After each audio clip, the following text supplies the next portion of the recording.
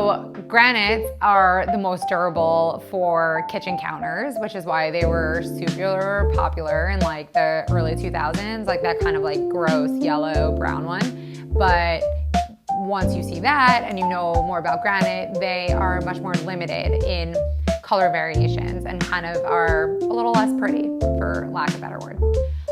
Quartzites are the next most durable. So there are a lot of colors that it comes in, different veining, different tones. They range in price a lot from something that is more on par with like less expensive granites or quartzes, and there are ones that are more expensive than like the most expensive marbles. So quartzites tend to be a little less porous.